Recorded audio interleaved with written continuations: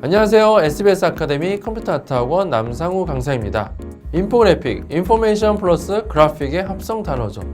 쉽게 말하면 정보, 데이터, 지식을 시각적으로 표현한 것으로 정보를 빠르고 쉽게 표현하기 위해 사용되고 있죠. 인포그래픽 온라인 강의는 총 10강으로 구성되어 있습니다. 온라인 강의는 공부하시면 부족하실 수 있으니 꼭 학원에 방문하셔서 온라인과 오프라인 이 두 가지를 병행하시는 것을 추천드립니다. 자, 이제 시작해 볼까요?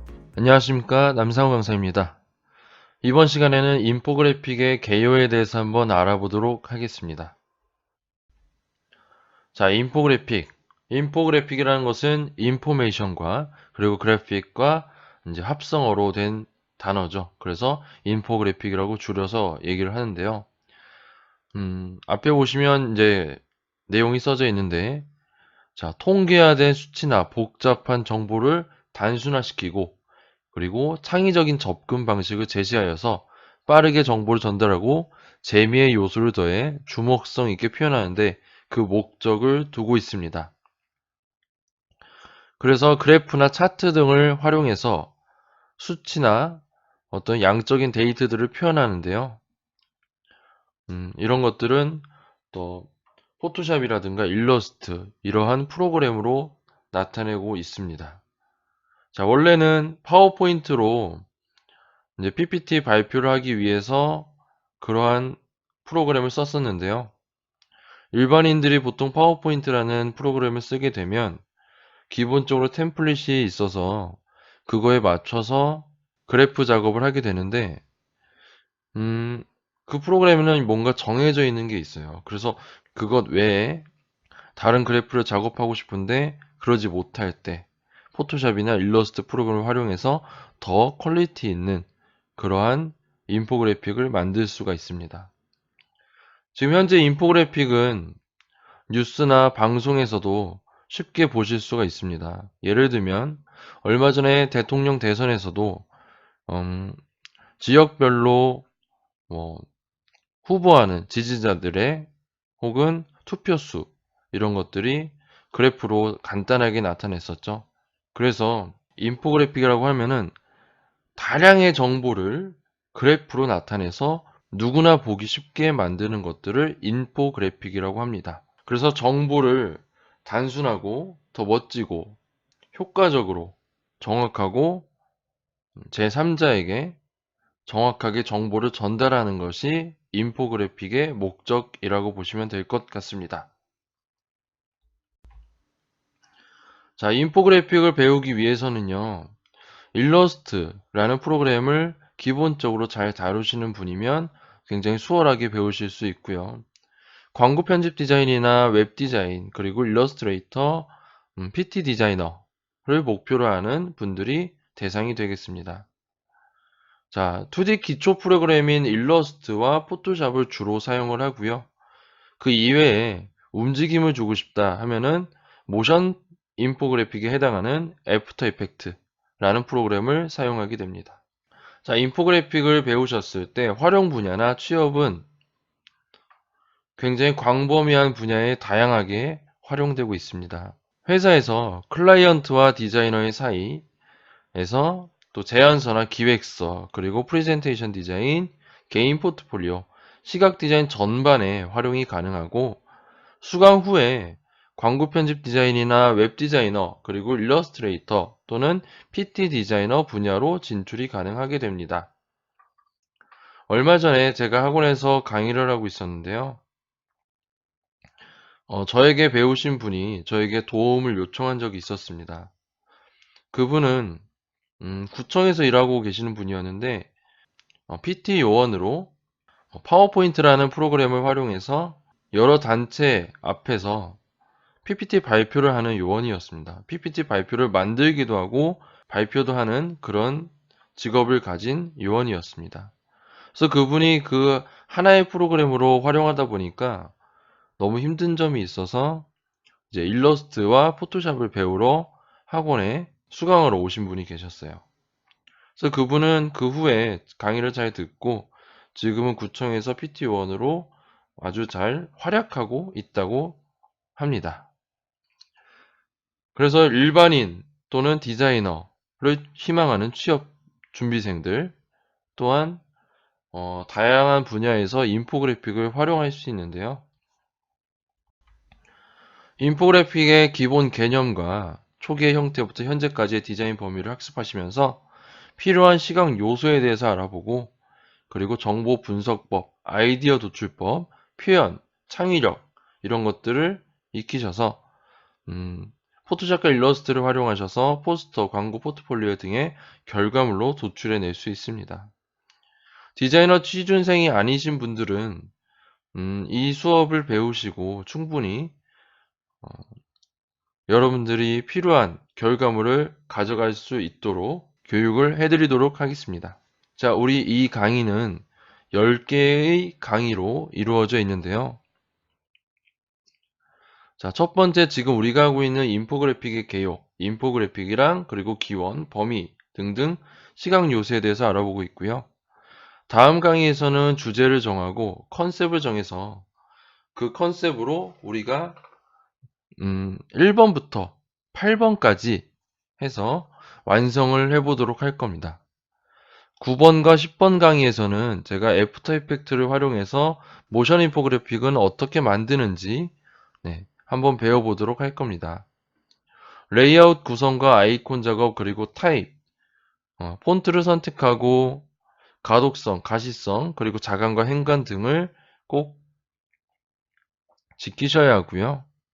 차트나 그래픽 작업을 통해서 누구보다 쉽게 알아볼 수 있도록 하는 그런 그래픽 작업을 할 겁니다. 이미지 작업도 있고요. 그리고 위트를 이용한 언어 유희 이런 것들도 포함되어 있으니 자, 지금부터 10강까지 수업을 잘 들으시면 되겠습니다.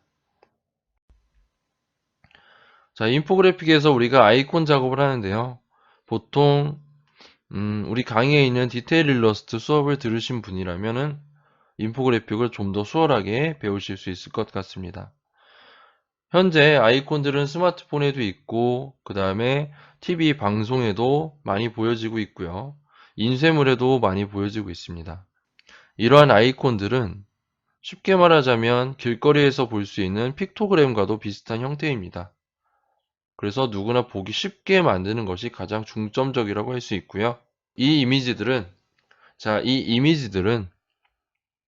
인포그래픽이 완성됐을 때의 모습입니다. 지도가 그려져 있기도 하고요. 들쭉날쭉한 그래프가 보이기도 합니다. 색상에 대한 고민도 하셔야 되고요. 색상 배색에 대한 것도 고민을 하셔야 됩니다. 색상에 대해서 잘 모르시는 분이 있으시다면 컬러리스트 자격증을 준비하셔서 색상 배색에 대해서 공부를 하시는 것도 좋을 것 같고요. 이렇게 이렇게 사진을 이용해서도 인포그래픽을 하실 수가 있습니다. 가운데 축구 선수가 있는데 표정이 굉장히 익살스럽죠. 그래서 이러한 익살스러운 표정을 가진 사진을 가운데 배치한다면 멀리서 보더라도 굉장히 시선을 집중시키는 사진이라고 할 수 있겠죠. 그래서 여러분들은 인포그래픽을 배우실 때는 포토샵과 일러스트는 가장 기본적으로 배우셔야 하고요. 그 다음에 애프터 이펙트는 모션 인포그래픽을 하실 때 써야 하는 프로그램으로 추가적으로 더 배우시면 좋을 것 같습니다. 자, 그래서 다시 말해서 인포그래픽은 생각을 짧은 시간에 정확하게 전달하는 것이라고 할 수 있고 더 쉽게 이해할 수 있도록 하는 것이라고 할 수 있습니다. 이러한 관점에서 인포그래픽을 배우기 위해서는 차트나 이미지, 그리고 컬러, 타입, 그리고 레이아웃 등 하나씩 전부 살펴보셔야 할 것입니다. 인포그래픽에서 잊지 말아야 할 것이 있다면 기획 구성력인데요. 기획력에 따라서 그 내용이 수정이 되고 그리고 스토리텔링이 전달되고 이러한 것들을 빠지지 않게 만드시면 됩니다. 그리고 차트 디자인에도 종류가 있고요. 이미지도 시각화가 있고 단순화가 있고 그리고 부각시키는 경우도 있습니다. 레이아웃은 크기나 반복, 그리고 균형, 대치, 그리고 그리드, 여백, 황금 비율 등이 있고요. 컬러에도 여러 가지가 있겠죠? 색조, 채도, 명도, 그리고 의미, 그리고 배색, 그리고 시선을 집중하고 압도할 수 있는 임팩트도 해당이 됩니다. 폰트도 물론 굉장히 중요합니다.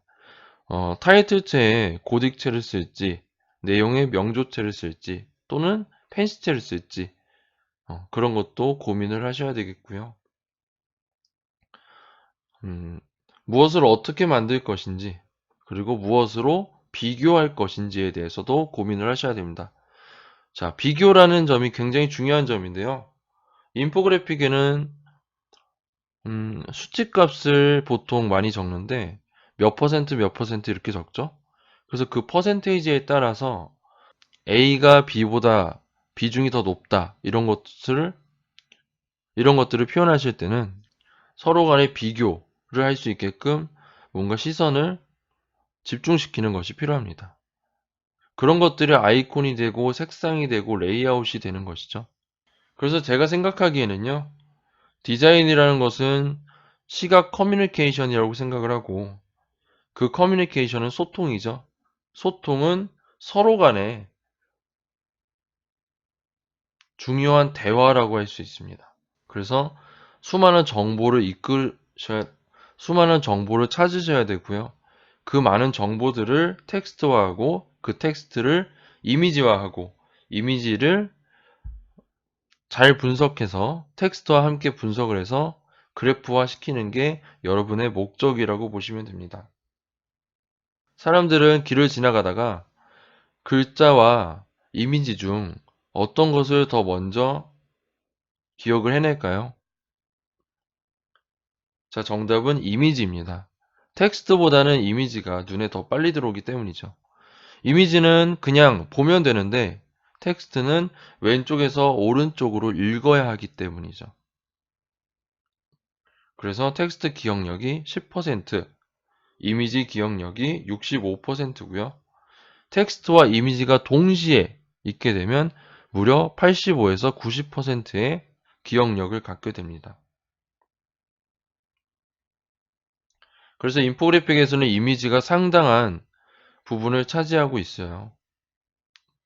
그래서 앞서 제가 설명드렸던 이 인포그래픽 주제와 내용을 잘 보시면 될 것 같습니다. 자, 어떠셨나요? 인포그래픽에 대해 간단하게 설명드렸는데요. 모든 디자인이 그렇지만 인포그래픽 역시 사람들의 정보를 더 빠르고 쉽게 이해할 수 있도록 텍스트와 이미지를 이용하여 정보를 시각화한 노력이기 때문에 소통은 매우 중요하다고 할 수 있습니다. 이번 강의는 여기까지고요.